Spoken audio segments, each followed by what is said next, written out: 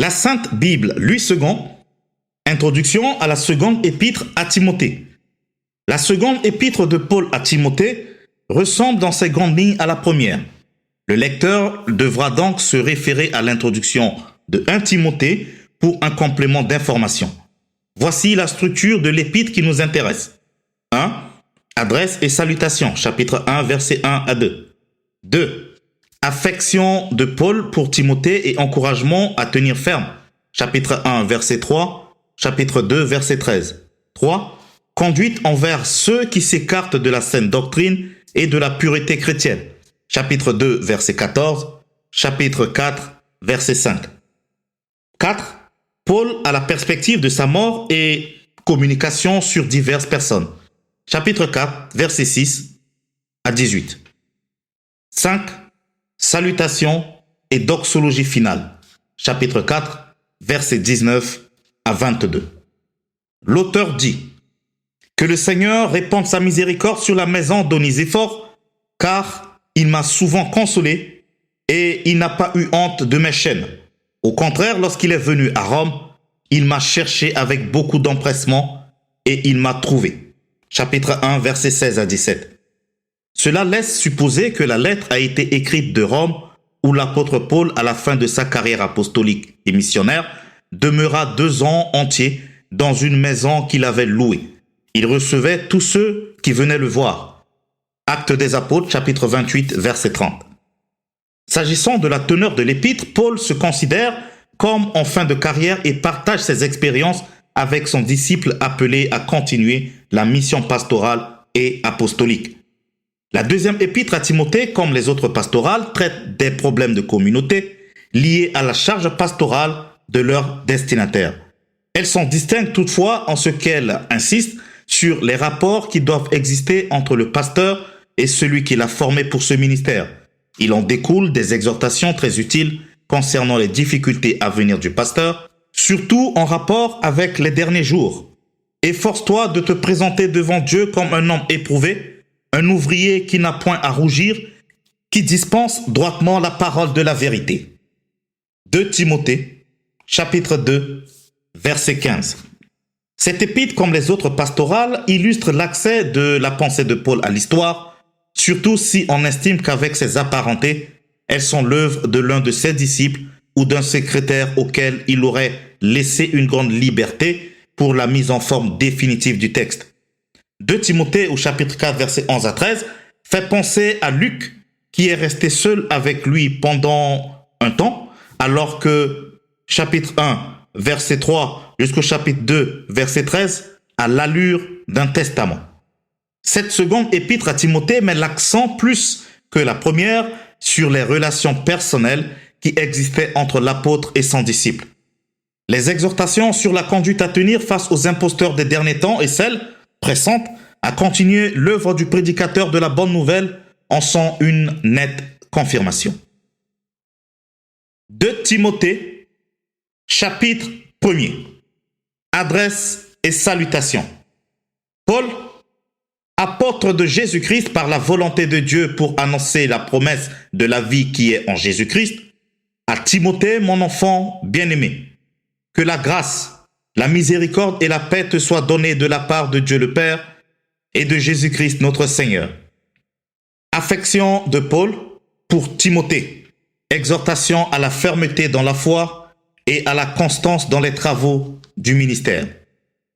Je rends grâce à Dieu que mes ancêtres ont servi et que je sers avec une conscience pure, de ce que nuit et jour, je me souviens continuellement de toi dans mes prières, me rappelant tes larmes et désirant te voir enfin d'être rempli de joie, gardant le souvenir de la foi sincère qui est en toi, qui habita d'abord dans ton aïeul Loïs et dans ta mère Eunice, et qui, j'en suis persuadé, habite aussi en toi.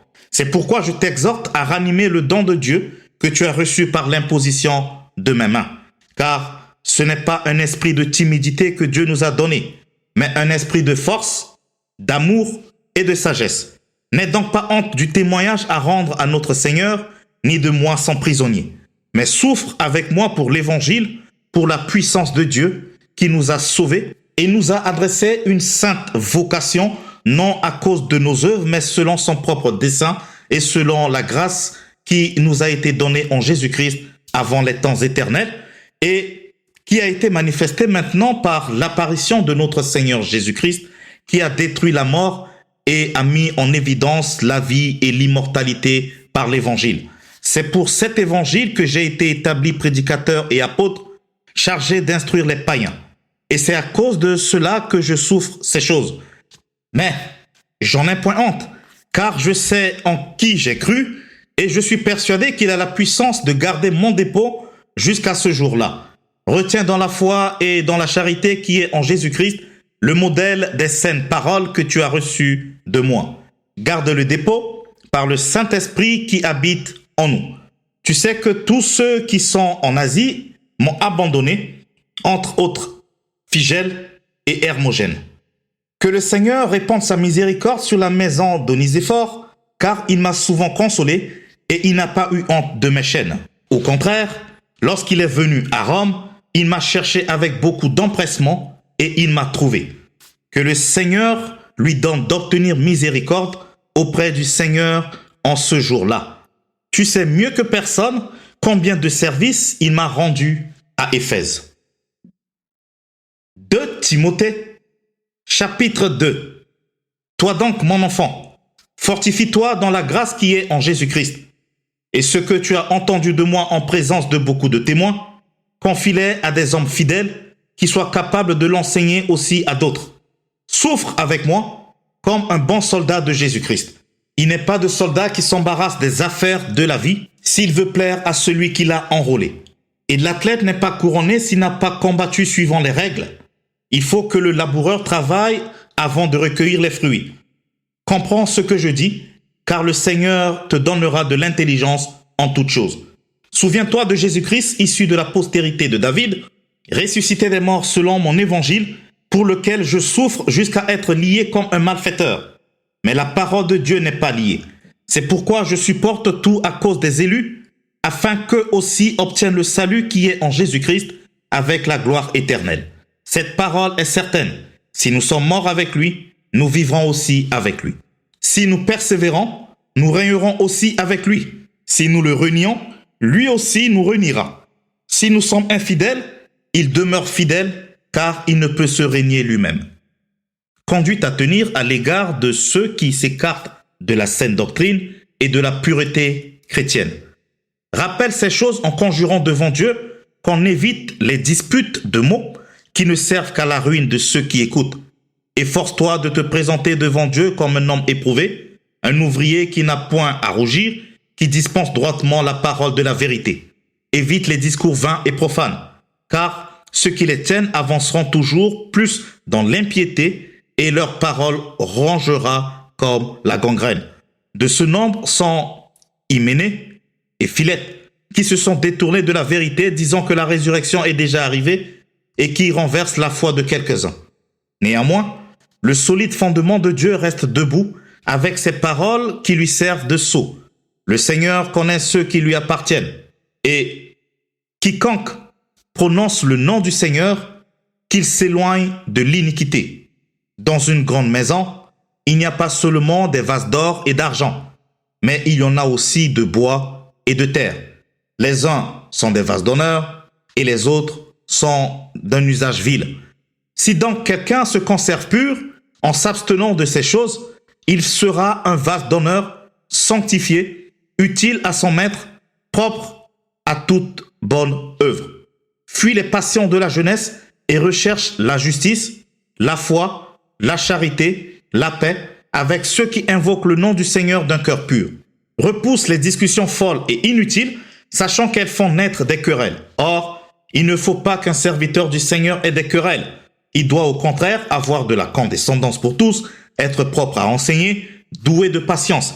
Il doit redresser avec douceur les adversaires, dans l'espérance que Dieu leur donnera la repentance pour arriver à la connaissance de la vérité et que revenus à leur bon sens, ils se dégageront des pièges du diable qui s'est emparé d'eux pour les soumettre à sa volonté. 2 Timothée, chapitre 3. Sache que dans les derniers jours, il y aura des temps difficiles, car les hommes seront égoïstes, amis de l'argent, fanfarons, hautains, blasphémateurs, rebelles à leurs parents, ingrats, irréligieux, insensibles, déloyaux, calomniateurs, intempérants, cruels, ennemis des gens de bien, traîtres, emportés, enflés d'orgueil, aimant le plaisir plus que Dieu, ayant l'apparence de la piété, mais reniant ce qui en est la force. Éloigne-toi de ces hommes-là. Il en est parmi eux qui s'introduisent dans les maisons et qui captivent des veuves d'un esprit faible et borné, chargés de péché, agités par des passions de toute espèce, apprenant toujours et ne pouvant jamais arriver à la connaissance de la vérité. De même que Janès et Jambres s'opposèrent à Moïse, de même ces hommes s'opposent à la vérité, étant corrompus d'entendement, réprouvés en ce qui concerne la foi. Mais ils ne feront pas de plus grands progrès, car leur folie sera manifeste pour tous, comme le fut celle de ces deux hommes. Pour toi, tu as servi de près mon enseignement, ma conduite, mes résolutions, ma foi, ma douceur, ma charité, ma constance, mes persécutions, mes souffrances. À quelle souffrance n'ai-je pas été exposé à Antioche, à Icône, à Lystre? Quelle persécution n'ai-je pas supporté? Et le Seigneur m'a délivré de toutes. Or, tous ceux qui veulent vivre pieusement en Jésus-Christ seront persécutés. Mais les hommes méchants et imposteurs avanceront toujours plus dans le mal, égarant les autres et égarés eux-mêmes. Toi, demeure dans les choses que tu as apprises et reconnues certaines, sachant de qui tu les as apprises. Dès ton enfance, tu connais les saintes lettres qui peuvent te rendre sage à salut par la foi en Jésus-Christ. Toute écriture est inspirée de Dieu et utile pour enseigner, pour convaincre, pour corriger, pour instruire dans la justice, afin que l'homme de Dieu soit accompli et propre à toute bonne œuvre. 2 Timothée, chapitre 4. Je t'en conjure devant Dieu et devant Jésus-Christ qui doit juger les vivants et les morts, et au nom de son apparition et de son royaume, prêche la parole, insiste en toute occasion, favorable ou non, reprend, censure, exhorte, avec douceur et en instruisant. Car il viendra un temps où les hommes ne supporteront pas la sainte doctrine, mais ayant la démangeaison d'entendre des choses agréables, ils se donneront une foule de docteurs selon leurs propres désirs, détourneront l'oreille de la vérité et se tourneront vers les fables. Mais toi, sois sobre en toutes choses, supporte les souffrances, fais l'œuvre d'un évangéliste, remplis bien ton ministère. Pensée de Paul à la perspective de sa mort prochaine. Timothée, invité à se rendre auprès de lui. Communication sur diverses personnes.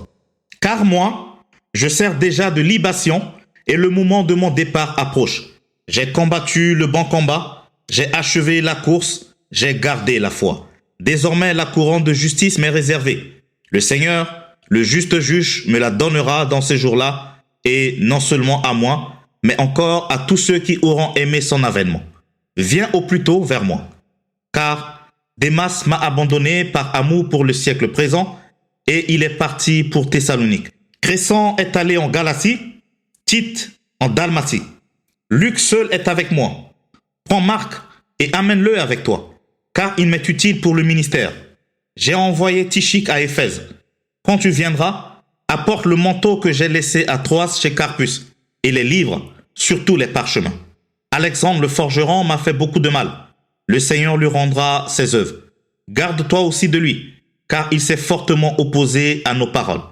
Dans ma première défense, personne ne m'a assisté, mais tous m'ont abandonné. Que cela ne leur soit point imputé. C'est le Seigneur qui m'a assisté et qui m'a fortifié afin que la prédication fût accomplie par moi et que tous les païens l'entendissent. Et j'ai été délivré de la gueule du lion. Le Seigneur me délivrera de toute œuvre mauvaise et il me sauvera pour me faire entrer dans son royaume céleste. À lui soit la gloire au siècle des siècles. Amen. Salutations. Salut Prisca et Aquilas et la famille d'Onésiphore. Éraste est resté à Corinthe et j'ai laissé Trophime malade à Milet. Tâche de venir avant l'hiver. Eubulus, Pudent, Linus, Claudia et tous les frères te saluent. Que le Seigneur soit avec ton esprit, que la grâce soit avec toi.